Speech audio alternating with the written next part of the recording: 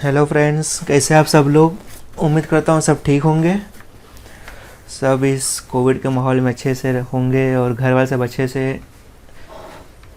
तो आज हम स्टार्ट करते हैं हमारा कंटिन्यू लेक्चर जो लास्ट टाइम हमारा इनकम्प्लीट था। आज हम शुरुआत करेंगे डेफर्ड रेवेन्यू एक्सपेंडिचर से। ओके, आज हमारी शुरुआत होगी डेफर्ड रेवेन्यू एक्सपेंडिचर से। तो डेफर्ड रेवेन्यू एक्सपेंडिचर, तो सबसे पहले हमें ये जानना है कि डेफर्ड का मतलब क्या होता है। डेफर्ड का मतलब क्या होता है? डेफर्ड मतलब कोई भी ऐसी चीज़ जो पोस्टपोन्ड हो सकती है। ठीक है, डेफर्ड मतलब है कोई भी ऐसी चीज़ जो पोस्टपोन्ड हो सकती है। रेवेन्यू मतलब हम सबको पता है इनकम, और एक्सपेंडिचर मतलब कि खर्चा। तो कोई भी ऐसी इनकम जो हमें खर्चा करने के बाद मिल रही है उसे हम बोलेंगे डेफर्ड रेवेन्यू एक्सपेंडिचर। कोई भी ऐसी इनकम जो हमें खर्चा करने के बाद मिल रही है उसे हम बोलेंगे डेफर्ड रेवेन्यू एक्सपेंडिचर। बट वो इनकम कब मिल रही है? पोस्टपोन्ड इनकम है, वो अभी नहीं मिल रही है, बाद में मिलेगी। कब मिल रही है? बाद में मिलेगी। डेफर्ड मतलब होता है पोस्टपोन्ड। ठीक है, क्या लिखा है इस बारे में? An expenditure which is basically revenue in nature but benefit of which is not exhausted within 1 year is called as deferred revenue expenditure.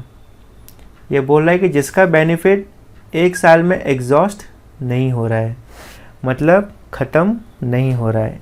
ठीक है, such expenditure is written off over number of years. Written off का मतलब हम आगे पढ़ेंगे थोड़े अच्छे तरीके से। फिलहाल रिटर्न ऑफ का मतलब ये होता है कि हम प्रोपोर्शनेटली इस ईयर में कंसिडर करेंगे। Such return of amount is shown on the debit side of profit and loss account and unreturned amount is shown on the asset side of balance sheet. Return of के ऊपर मैं एक अलग से video बनाया हूँ जिसको आप देख के समझ लेना कि एक्चुअल मतलब इसका क्या है रिटर्न ऑफ का, और ये डेबिट साइड क्यों जाएगा प्रॉफिट एंड लॉस के। ठीक है, डेफर्ड रेवेन्यू का एग्जांपल क्या है? Heavy expenditure on advertising. अब हम एडवर्टाइजमेंट पे हम ज़्यादा खर्चा करेंगे, ठीक है, तो उससे हमको इनकम मिलेगी, तो वो हो गई deferred revenue expenditure. Okay, example, कोई भी प्रोडक्ट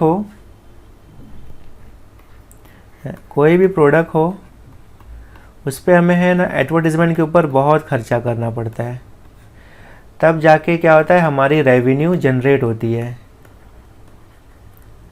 खर्चा तो कब हुआ है? एक्सपेंस हमारा अभी हुआ है, लेकिन रेवेन्यू कैसा है? ये फ्यूचर में मिलेगा हमको, आज नहीं मिलेगा, है ना।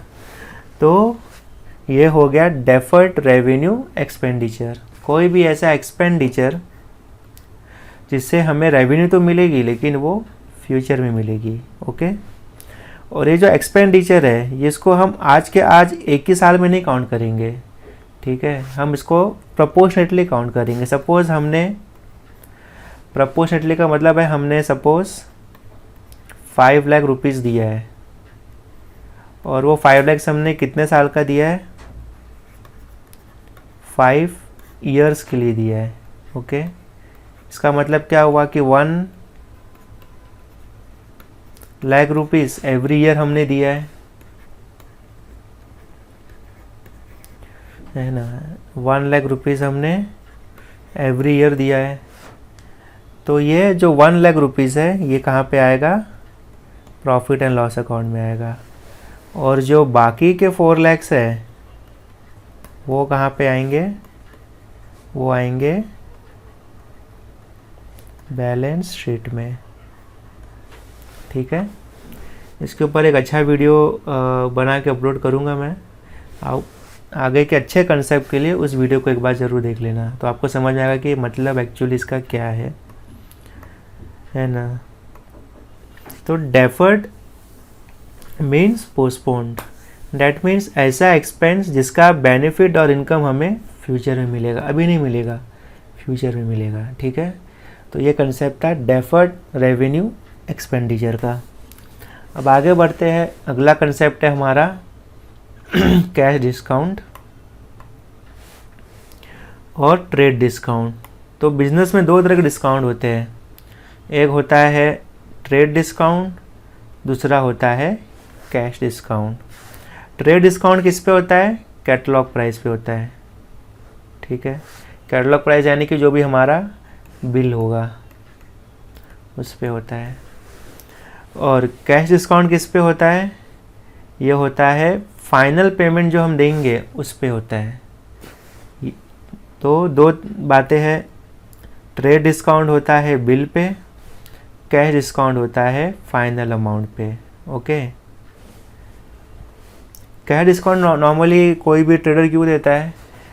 ताकि हम एनकरेज कर सके कि हमें आप तुरंत पेमेंट कीजिए। होता है ना बहुत जगह कि हम जाते हैं और कोई भी चीज़ खरीदते हैं, अगर यदि वहाँ पे ऑप्शन है कि आप 1 महीने बाद दो तो आपको इतना इंटरेस्ट चार्ज होगा, लेकिन आप तुरंत देंगे तो आपको हम 2% 3% कम पे करना होगा। तो वो क्या हो गया? वो हो गया हमारा cash discount. Okay, cash discount is calculated after deducting trade discount. ये इंपॉर्टेंट पॉइंट है। ट्रेड डिस्काउंट के बाद जो डिस्काउंट कैलकुलेट होगा तो वो कैश डिस्काउंट होगा, ठीक है।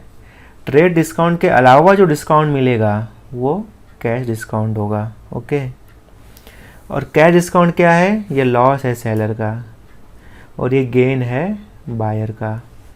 ओके, तो आपस से समझते हैं इस चीज़ को कि ये चीज़ क्या बोल रहा है। दो तरह की बातें हो रही है, एक हो रहा है कैश डिस्काउंट और एक हो रहा है ट्रेड डिस्काउंट। कैश डिस्काउंट क्या होता है? जो भी ट्रेड डिस्काउंट के बाद डिस्काउंट मिलता है वो होता है कैश डिस्काउंट।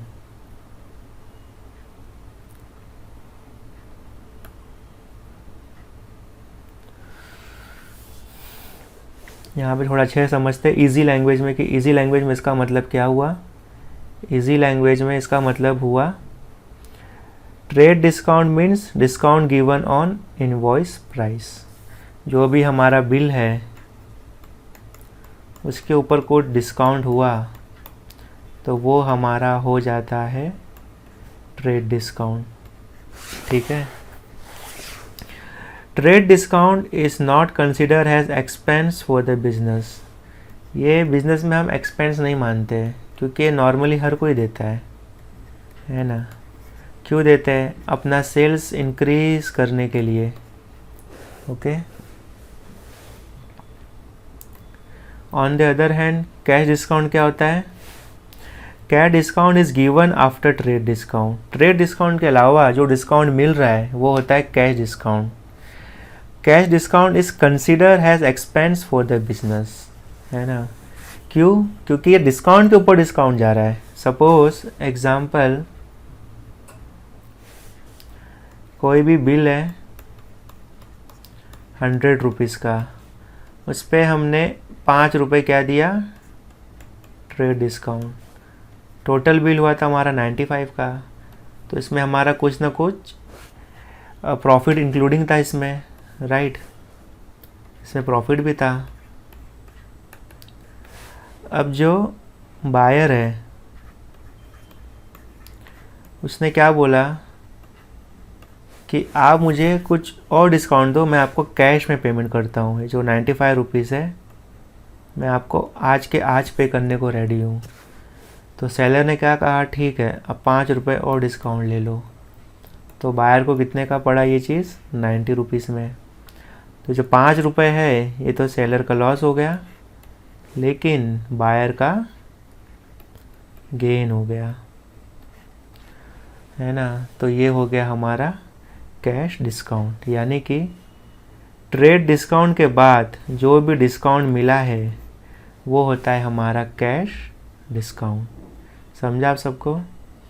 ट्रेड डिस्काउंट के बाद जो भी डिस्काउंट हम और क्लेम करते हैं वो हमारा होता है कैश डिस्काउंट। ओके, आगे बढ़े, देखते क्या लिखा हुआ है वहाँ पे।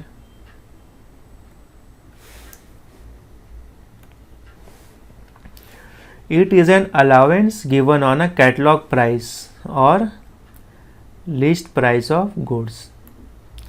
कैटलॉग प्राइस पे या तो लिस्ट प्राइस ऑफ गुड्स पे।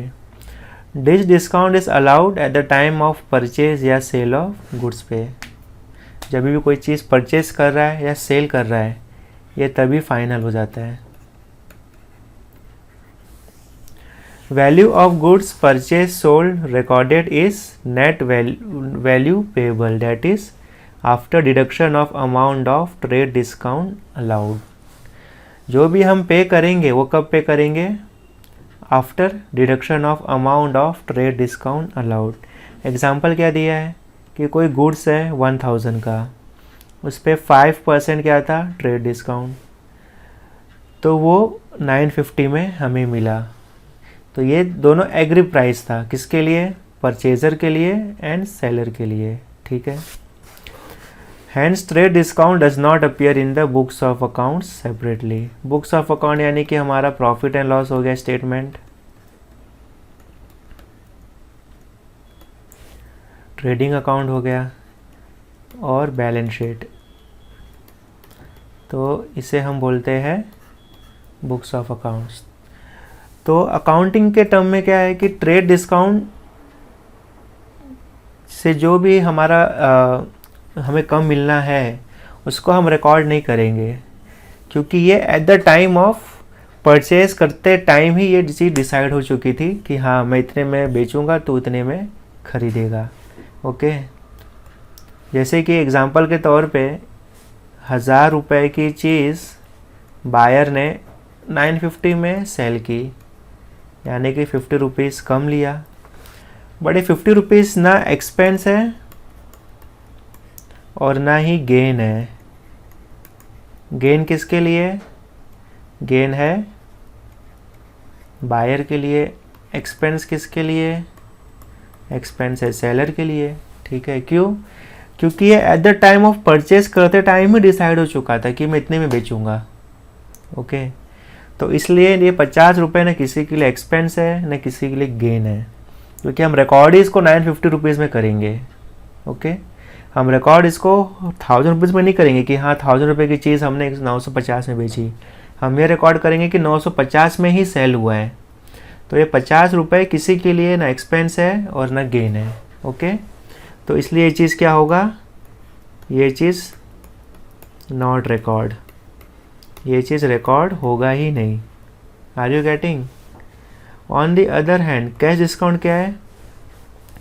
कैश डिस्काउंट बोल रहा है कि it is the amount deducted from the final amount due at the time of receipt. For example, अब जैसे कि ट्रेड डिस्काउंट लेके 950 में हमें कोई चीज़ पड़ी, ठीक है, और सेलर ने कहा कि आप 50 रुपये और माफ़ करो, मैं आपको 900 रुपये में देने को तैयार हूँ। यदि आप 50 रुपये मुझको माफ़ करते हो अभी, तो मैं आपको 900 रुपये आज देने को तैयार हूँ। जो आपको 950 रुपये 1 मंथ के बाद देता मैं, आप मुझे कुछ कैश डिस्काउंट दो, तो मैं आपको 900 रुपये अभी के अभी देने को तैयार हूँ। तो इस केस में क्या हुआ? हमने रिकॉर्ड किया था अपने बुक्स में 950 में, ओके, और हमने एडिशनल डिस्काउंट दे दिया 50 रुपये का। ठीक है। तो 50 रुपये हमारे लिए क्या हो गए? एक्सपेंस हो गए। सॉरी, ये हमारे लिए गेन हो गए। और बायर के लिए क्या हो गई है? बायर के लिए गेन हो गए, सेलर के लिए ये एक्सपेंस हो गए। किसके लिए एक्सपेंस हुए? सेलर के लिए ये एक्सपेंस हो गए, यानी कि उसको ये लॉस हुआ। और बायर का क्या हुआ? बायर के लिए ये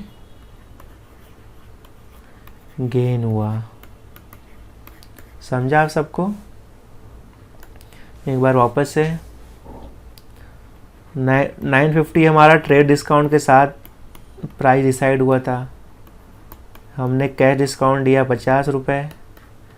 अब ये चीज़ हमें 900 रुपये की पड़ी, तो 50 रुपीज़ तो लॉस हो गया सेलर का। ठीक है। क्यों लॉस हुआ? क्योंकि हमने 950 में इसकी हमारी बुक में एंट्री की थी। एंट्री करने के बाद 50 रुपये का ये और डिस्काउंट मांग रहा है, तो हमारा लॉस हुआ ना, हमारा मार्जिन उतने से कम हो गया और ये 50 रुपये गेन हुआ। किसके लिए गेन हुआ? बायर के लिए। ठीक है, समझा सबको? तो ट्रेड डिस्काउंट के बाद कैश डिस्काउंट दिया जाता है, ये बेसिक सा फंडामेंटल रूल है। ओके, आइए देखिए क्या लिखा है उस पर। It is the amount deducted from the final amount due at the time of receipt, जो भी अमाउंट ड्यू रहेगा eight the time of receipt. It is the concession given for encouraging prompt payment,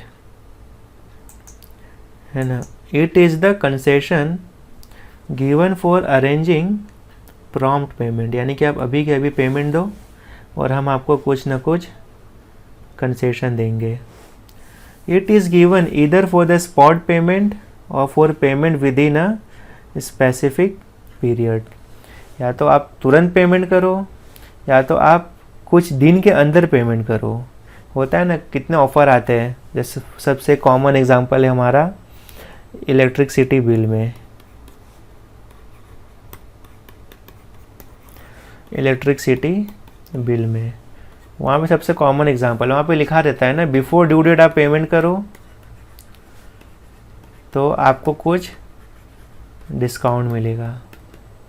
ठीक है, कभी आप ध्यान देना अपने इलेक्ट्रिसिटी बिल पे, वहाँ पे लिखा रहता है बिफोर ड्यू डेट आप पेमेंट करो तो आपको कुछ डिस्काउंट मिलेगा। तो ये हो गया within a specific period.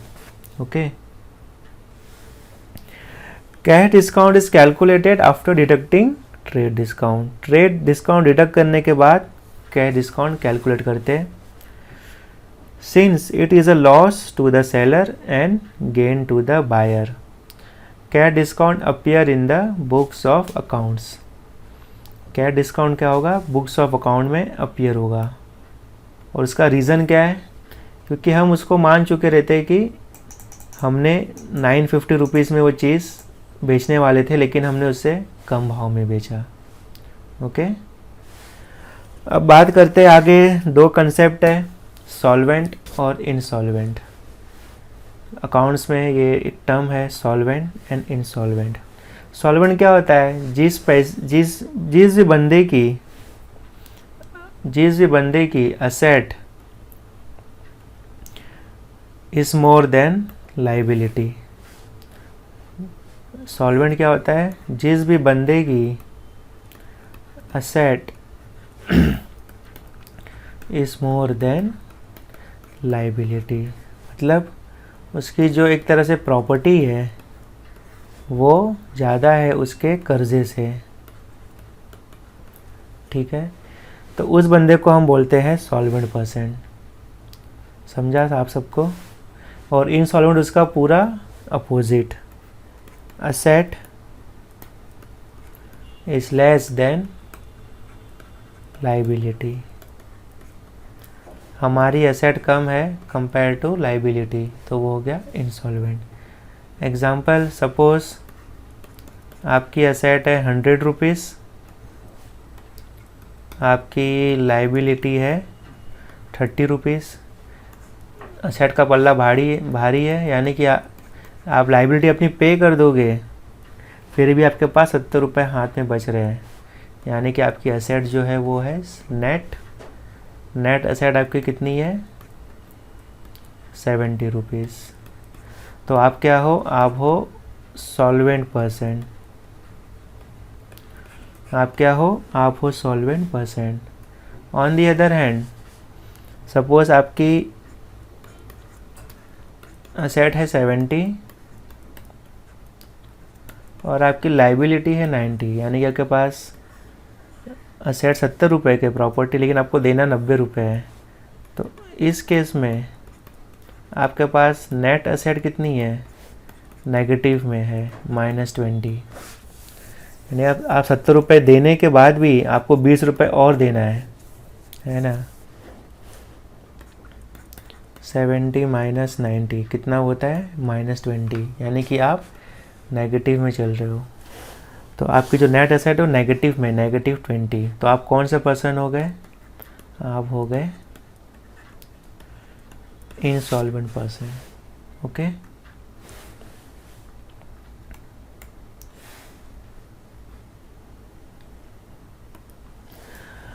Asset is more than liability, तो वो केस क्या, कौन सा केस है?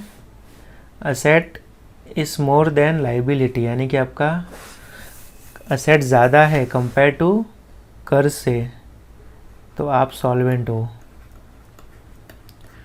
यदि आपका असेट कम है कर्जे से, तो आप कैसे हो? आप इंसॉल्वेंट हो। एग्जाम्पल, आजकल देश में घोटाले तो हो ही अच्छे खासे, फिर भी शुरुआत करते हैं किंगफिशर से, सहारा से, और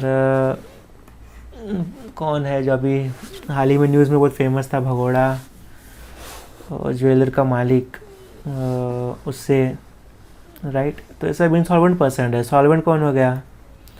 मुकेश अंबानी हो गए, टाटा हो गया। इनके पास क्या है? इनकी एसेट ज़्यादा है कंपेयर टू कर्जा, और इन दोनों बंदे के पास क्या है? इनके कर्ज ज़्यादा है कंपेयर टू असेट, तो ये हो गए इंसॉल्वेंट। ओके, चलिए आगे देखते हैं क्या लिखा है। तो एक छोटा सा कंसेप्ट था ये, solvent and insolvent.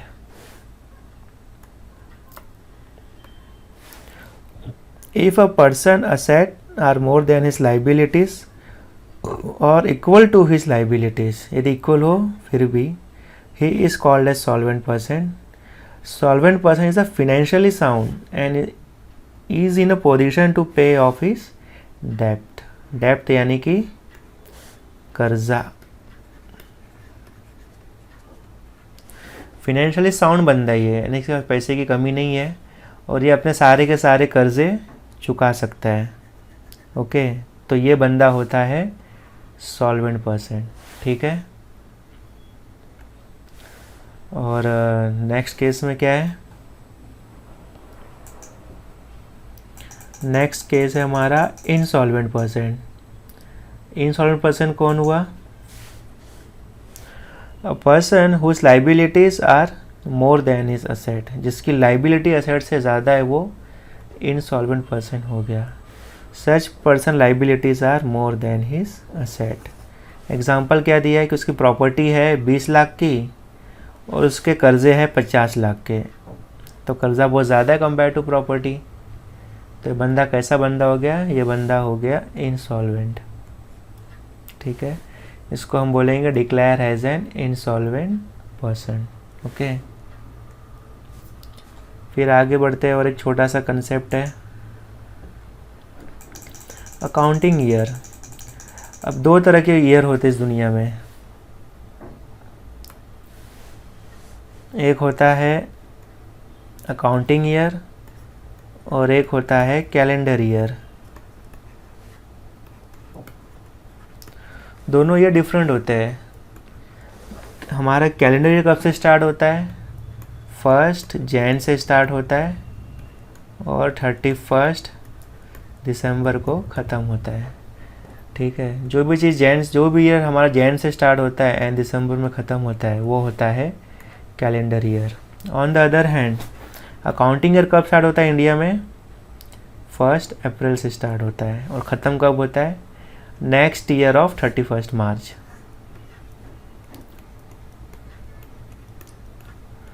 Next year of 31 मार्च ये ख़त्म होता है। तो ये क्या हो गया? ये हो गया हमारा अकाउंटिंग ईयर। समझा सबको? एकदम सिंपल सा कंसेप्ट है। तो इंडिया में हमारे ये रूल है, और हर कंट्री के अपने अपने रूल है। लाइक यूरोप में कुछ और नियम है, यूएस में कुछ और नियम है अकाउंटिंग ईयर के, बट हमारे यहाँ पे ये नियम है 1 अप्रैल से टिल नेक्स्ट 31 मार्च, उसको बोलते हैं हमारे अकाउंटिंग ईयर। ओके, अब तो आज का समझा आप सबको? तो ये छोटे से कंसेप्ट थे। आगे बढ़ते हैं, trading concern and non profit concern. तो दुनिया में दो तरह की कंपनियां होती है। एक होती है ट्रेडिंग, यानी कि जो मुनाफे के लिए काम करती है, ट्रेडिंग कंसर्न, ये काम करती है मुनाफे के लिए। और एक होती है नॉन प्रॉफिट कंसर्न, जिसको मुनाफा से कोई मतलब नहीं है, नॉन प्रॉफिट, है ना, यानी कि नॉट प्रॉफिट, प्रॉफिट से कोई मतलब नहीं है। और ट्रेडिंग कंसर्न क्या है, कैसी कंसर्न होती है, जिनका एम है प्रॉफिट कमाना। ओके, तो दुनिया में दो तरह की कंपनी होती है, एक होती है ट्रेडिंग कंसर्न, दूसरी होती है नॉन प्रॉफिट कंसर्न। ठीक है, A business concern established with the object of earning profit by selling goods is known as trading concern. ऐसी कंपनियां प्रॉफिट कमाती है कैसे, गुड्स बेच के, गुड्स कह लो या सर्विस कह लो, है ना। बहुत सी कंपनी अपनी सर्विस सेल करती है, जैसे कि ओला हो गया, उबर हो गए, ये लोग सर्विस सेल करती है, लोग गुड्स नहीं सेल करती है। गुड्स वाले जैसे हमारे अमेज़ॉन के भैया हो गए, जेफ बेजोस। तो अमेज़ॉन एक सर्विस प्लेटफॉर्म है जिसपे गुड्स मिलता है। ओके, और गुड्स वाला कौन हो गया, गुड्स वाले हो गए हमारे दुकान जहाँ से हम गुड्स खरीदते हैं, कोई भी हमारे शॉपिंग मॉल हो गए जहाँ से हम गुड्स खरीदते हैं। तो दो तरह से सेल होती है, एक होती है सर्विस की सेल और एक होती है गुड्स की सेल। तो हम दोनों ही चीज़ बेच के हम मुनाफा कमा सकते हैं। एंड जो कंपनी ऐसा करती है उसे हम कहते हैं ट्रेडिंग कंसर्न। ओके, और नॉन ट्रेडिंग कंसर्न क्या होता है, जिसको कोई मतलब नहीं मुनाफे पे, established for making profit but for rendering service to the society. जैसे स्कूल्स हो गए, हॉस्पिटल्स हो गए, स्पोर्ट्स क्लब हो गए। ठीक है, An organization may be formed for promoting a useful object like arts, science, sports, culture, charity, profession, etc. वो बात अलग है कि आजकल स्कूल में भी बहुत ज़्यादा प्रॉफिट है, एक्सेप्शन केस है ये। हॉस्पिटल में तो और भी ज़्यादा प्रॉफिट है ना। कोविड में हम सब ने देखा कि क्या धूम मची हुई थी दवाइयों की, मास्क की, सब काला बाज़ारी एकदम जोरों शोरों में चालू है। बट अगर बेसिक फंडामेंटल देखें तो इनका मेन मकसद प्रॉफिट कमाना नहीं रहता। बट वो बात अलग है, कलयुग का ज़माना है, सब जगह प्रॉफिट ही हमको चाहिए। सबसे बेस्ट एग्जांपल होता है चैरिटी, तो वहाँ पे कोई प्रॉफिट का कोई कंसर्न नहीं रहता हमारा, तो हमारा क्या हो गया, वो नॉन प्रॉफिट कंसर्न। ओके, दो तरह की चीज़ होती है, trading concern, non trading concern. Trading concern जहाँ पे हम प्रॉफिट कमा सकते हैं गुड्स एंड सर्विस बेच के। नॉन ट्रेडिंग कंसर्न का मेन पर्पस होता है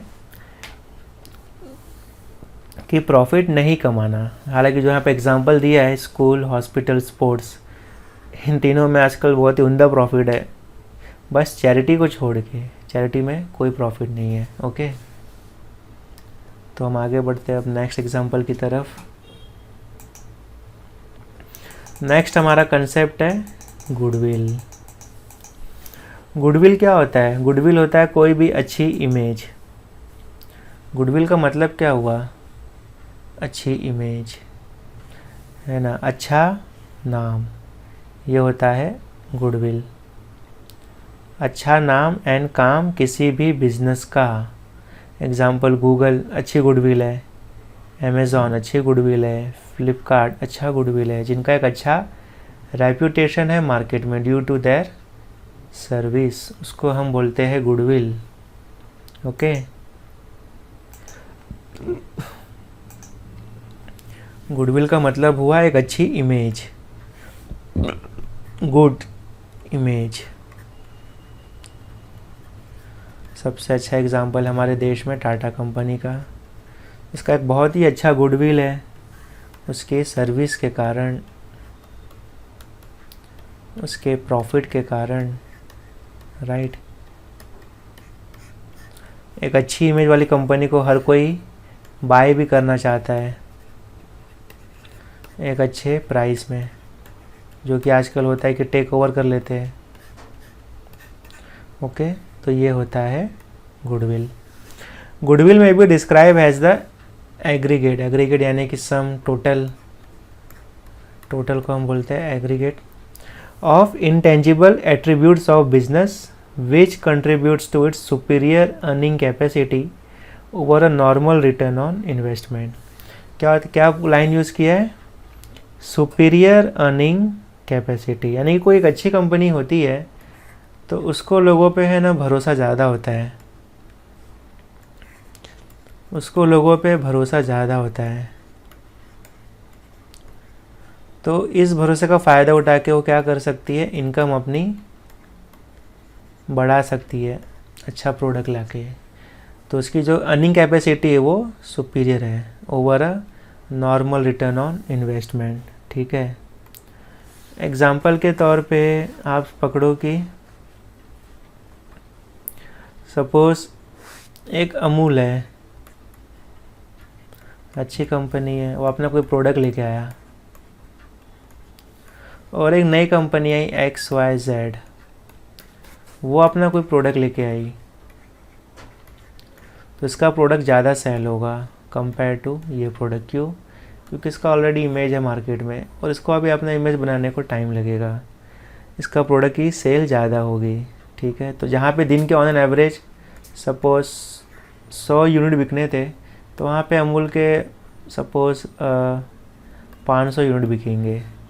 तो जो 400 यूनिट का फ़ायदा है वो क्यों है, ड्यू टू अमूल की गुडविल है।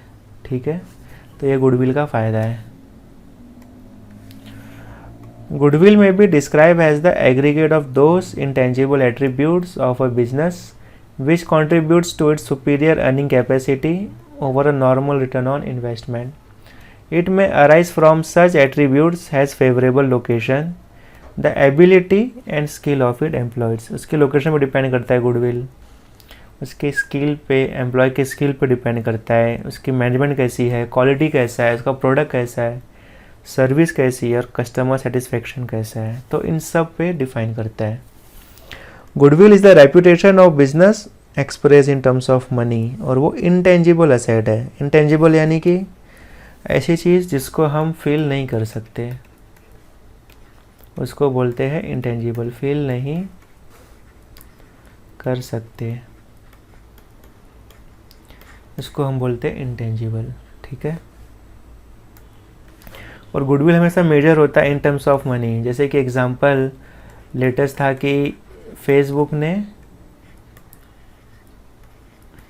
$18 बिलियन में व्हाट्सएप को परचेज़ किया था। क्यों? क्योंकि $18 बिलियन जो थी उसकी गुडविल थी, व्हाट्सएप को इतने यूज़र थे मार्केट में, उतना डिमांड था, एक दिन में मिलियंस ऑफ मैसेज एक्सचेंज होते थे, तो फेसबुक ने उसको 18 बिलियन जो दिया था वो गुडविल को कंसिडर करते हुए दिया था। जो व्हाट्सएप को फेसबुक ने पेमेंट किया था वो गुडविल को कंसिडर करते हुए दिया था।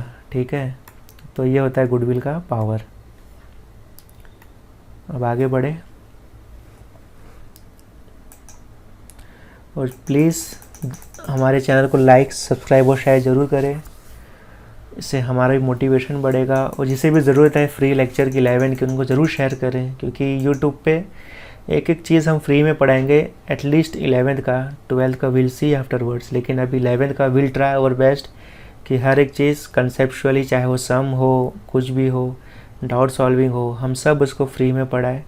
तो please like, share and subscribe ज़रूर करना चैनल को। ओके, तो एक टर्म है प्रॉफिट, जो कि एकदम सिंपल सा टर्म है। प्रॉफिट मतलब क्या होता है, मुनाफा। ये तो बच्चे को पता है, एग्जाम्पल भी दिया है कि 50,000 की चीज़ थी, उसके पीछे हमारा एक्सपेंस था 30,000, 20,000 का हमको मुनाफा हुआ, वो हो गया प्रॉफिट। लॉस उल्टा पकड़ लो, 30,000 की चीज़ थी, 50,000 का एक्सपेंस था और उसको हमने 30 में बेचा, तो हमारा लॉस हो गया। एकदम सिंपल सा टर्म था ये। लॉस मतलब आप आगे पढ़ लो क्या होता है। Loss decrease the capital of business, है ना। क्यों ऐसा? Loss decreases the capital of business, ऐसा क्यों? जो लॉस हुआ तो उसको हमें कहीं से तो भरपाई करनी पड़ेगी ना। सपोज़ हमने रिजर्व रखा था बिजनेस पर्पस के लिए 1 lakh rupees, okay, and suppose हमारा प्रॉफिट हुआ, तो उसका सपोज़ हमने कुछ परसेंट 20,000 रुपये हमने कैश में ऐड कर लिया कि ये हमारे बिजनेस के लिए रिजर्व है, कुछ भी बिजनेस उतार चढ़ाव हुए तो हमारे पास आज के डेट में इतना कैपिटल पड़ा हुआ है, इतना हमारा कैपिटल पड़ा हुआ है आज के डेट में। लेकिन सपोज़ नेक्स्ट ईयर हमको लॉस हो गया 20,000 का, तो लॉस हम कहाँ से कम करेंगे? हम यहाँ से कम करेंगे ना, क्योंकि हमें अपने जेब से 20,000 रुपये कहीं ना कहीं पे करना पड़ा, राइट। 20,000 हमें अपने जेब से पे करना पड़ा, जो हमारी सेल्स थी उसके अलावा हमको 20,000 रुपये पे करने पड़े। तो हम 20,000 रुपये कहाँ से निकालेंगे? जो हमारे पास एग्जिस्टिंग कैपिटल था हम वहीं से निकालेंगे ना। तो वहाँ से हम लॉस कर दिए, तो हमारा कैपिटल क्या हो गया? इससे हमारा कैपिटल इससे कम हो गया। जो पहले हमारा 1,20,000 का कैपिटल था, प्रॉफिट ऐड करने के बाद वो 20,000 लेस होने के बाद वहाँ हमारा कैपिटल कितना बचा? हमारे पास 1,00,000 बचा। समझा? तो loss decreases the capital of business. Okay, आगे बढ़ते हैं। इनकम क्या होती है? इनकम होती है रेवेन्यू, ये तो सबको पता है। जो भी हमारा चीज़ें बेच के पैसा आ रहा है बिजनेस में अलग अलग तरीके से, जो भी हमारा इंटरेस्ट आ रहा हो, डिविडेंड आ रहा हो जो हमें कंपनी देती है, हमारा कमीशन आ रहा हो, कुछ भी ऐसी चीज़, वो हमारी इनकम हो गई। लेकिन रेवेन्यू क्या होता है? रेवेन्यू होता है जो भी हमें बिजनेस एक्टिविटी से पैसा मिला है। अब इन दोनों में बहुत बड़ा डिफरेंस है, इनकम में और रेवेन्यू में एक बहुत बड़ा डिफरेंस है, ठीक है। Every revenue is income,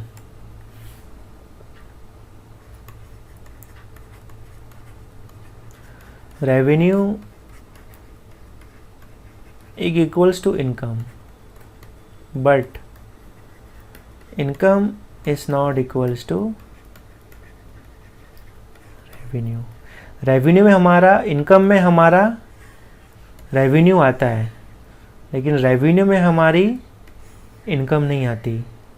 okay, income में हमारा रेवेन्यू आता है, लेकिन रेवेन्यू में हमारी इनकम नहीं आती। अब समझते हैं, थोड़ा कंफ्यूजिंग है ये। हमारा इनकम क्या होता है? हमारी इनकम में सब कुछ आ गया, जो भी हमारी इनकम है। सपोज़ हमारी दुकान है ड्राई फ्रूट की,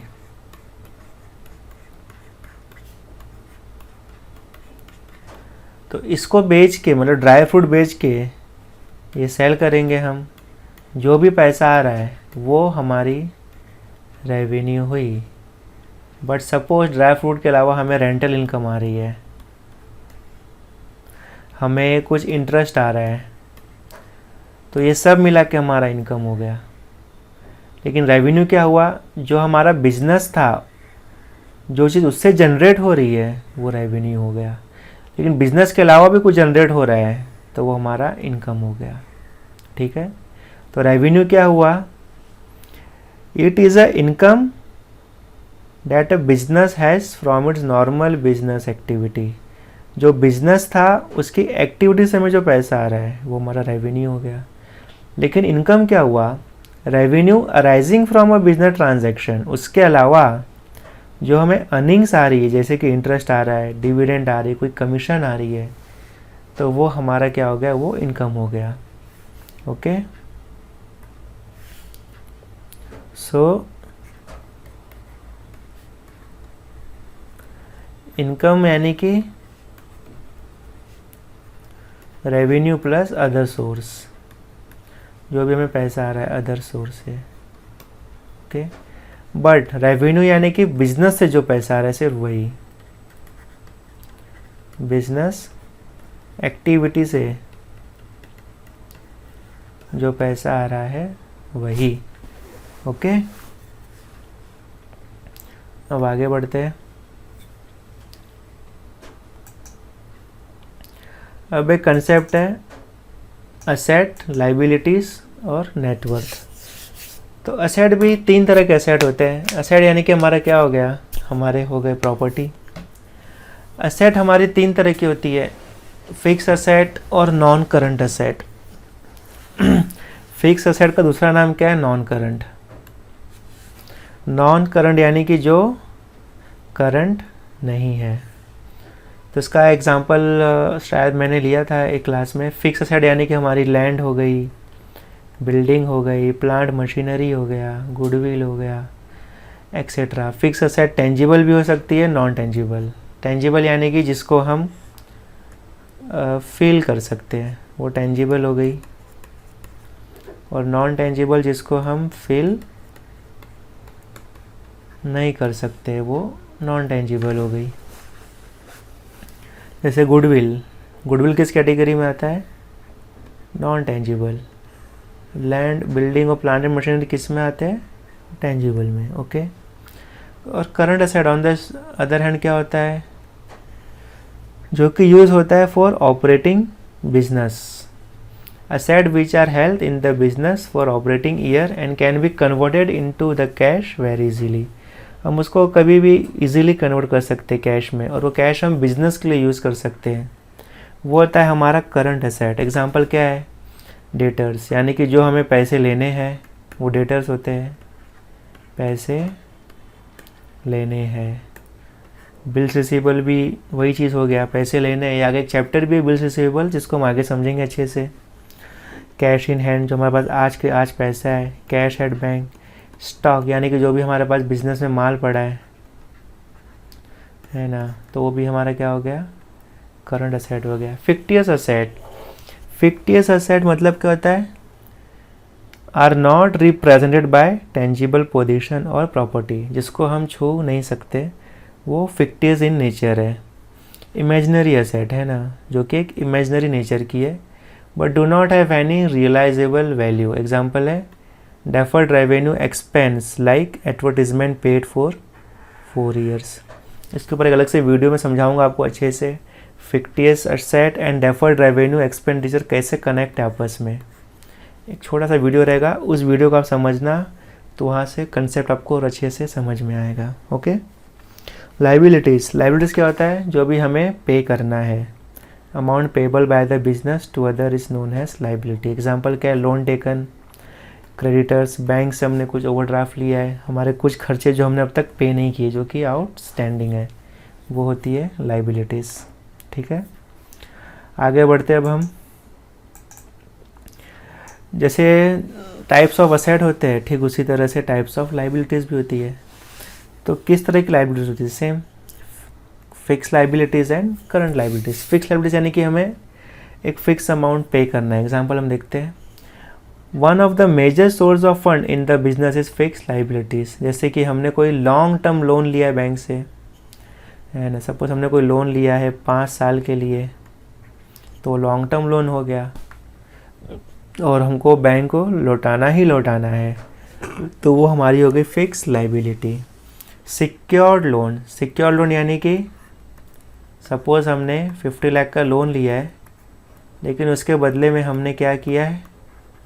होम के पेपर किसको दे दिए? बैंक को।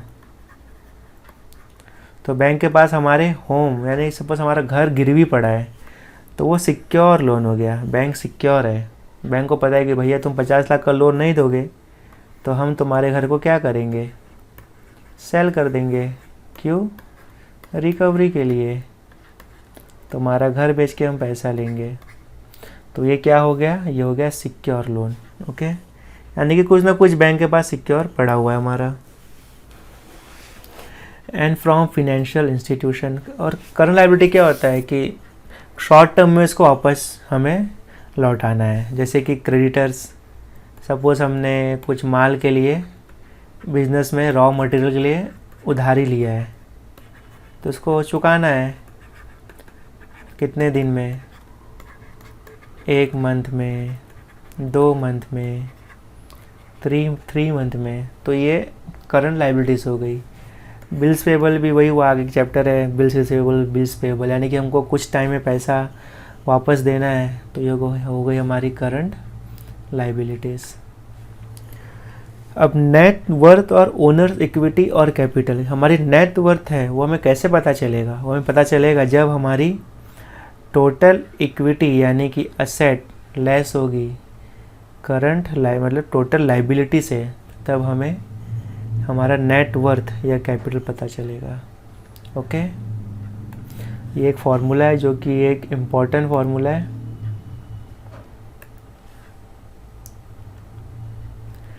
नेट वर्थ इक्वल्स टू, उसका दूसरा नाम है ओनर्स इक्विटी, दूसरा नाम है कैपिटल। या तो नेट वर्थ कह लो, या तो ओनर्स इक्विटी कह लो, या तो कैपिटल कह लो। ओके, ओनर्स इक्विटी या कैपिटल हमें कैसा पता चलेगा? Total equity capital minus creditors equity. Asset में से हमने लाइबिलिटी को माइनस कर दिया, तो ये हो गया हमारा ओनर्स इक्विटी यानी कि कैपिटल। ठीक है, अब आगे बढ़ते हैं। एग्जाम्पल दिया इसमें अलग अलग तरीके से, लाइबिलिटी प्लस कैपिटल। आपको आगे समझेगा, बैलेंस शीट में एक टर्म होता है, वो मैं आपको अभी दिखा भी देता हूँ, एक लाइव गूगल पे की कैसे बैलेंस शीट होता है, एसेट कैपिटल कैसे आउटस्टैंडिंग होते हैं। अब एक इम्पॉर्टेंट कंसेप्ट है कंटीजेंट लाइबिलिटी। कंटीजेंट, कंटीजेंट का मतलब क्या होता है? हैपनिंग और नॉन हैपनिंग। कंटीजेंट का मतलब क्या होता है? हैपनिंग और नॉन हैपनिंग, या तो चीज़ वो होगी या तो वो चीज़ नहीं होगी, तो वो होता है कंटीजेंट लाइबिलिटी। मतलब या तो हमें पे करना भी पड़ सकता है, हमें पे करना नहीं भी पड़ सकता है, वो होता है कंटीजेंट लाइबिलिटी। और वो किस पे डिपेंड करता है? फ्यूचर पे डिपेंड करता है। ठीक है, वो किस पे डिपेंड करता है? फ्यूचर पे। तो डिपेंड करता है हैपनिंग पे या तो नॉन हैपनिंग पे। ओके, एग्जाम्पल देखते हैं इसका।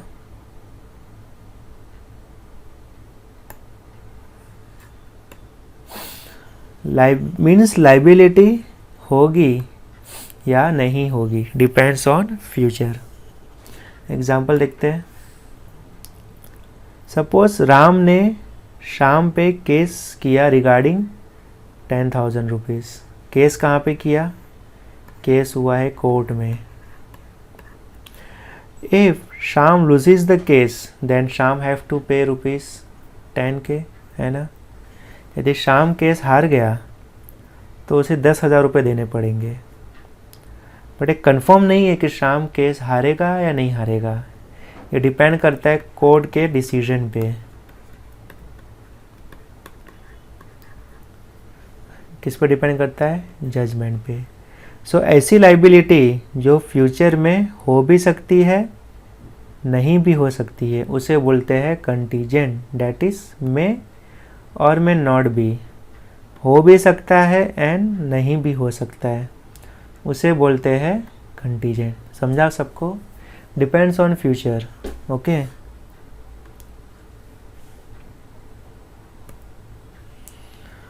लाइबिलिटी विच में arise in future depends on happening or non-happening of certain event is called as contingent liability, as it is not confirm or perfect liability। confirm नहीं है, depend करता है। it does not affect the financial position of the business and therefore it is shown on the liability side of balance sheet। इसलिए कहाँ पे दिखाएगा? is not shown on the liability side of balance sheet but it is shown by way of foot note to balance sheet simply has information. सिर्फ एक information दे देंगे balance sheet में कि भैया ये रही कंटीजेंट लाइबिलिटी। अब बैलेंस शीट क्या होता है मैं आपको दिखा देता हूँ, आप कंफ्यूज ना हो जाओ इसके लिए।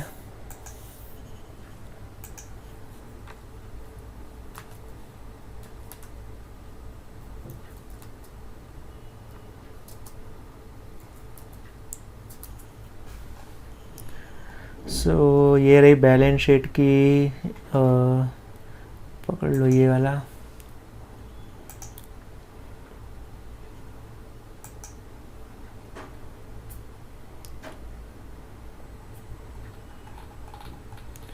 ये रही बैलेंस शीट आपकी, एक नॉर्मल फॉर्मेट है, देख रहे हो बैलेंस शीट,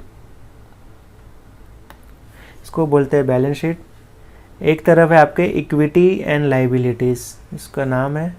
ठीक है, यहाँ पे लाइबिलिटीज़ है जो कि non current and current liabilities, जो कि हमने अभी पढ़ा कि नॉन करंट किसको बोलते हैं, करंट किसे बोलते हैं। ठीक उसी तरह पे यहाँ पे असेट है, non current asset, current asset. Okay, तो ये गया बैलेंस शीट का फॉर्मेट। और ये हो गया फुट नोट। फुट नोट मतलब जो चीज़ यहाँ पे आएगी,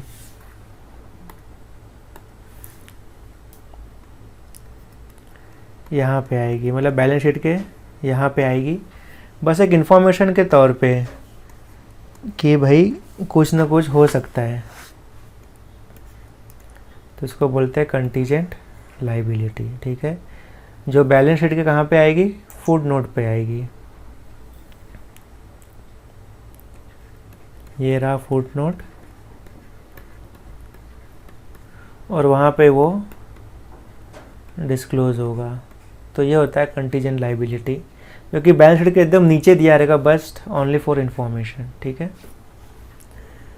तो आज का हमारा लेक्चर यहीं ख़त्म होता है।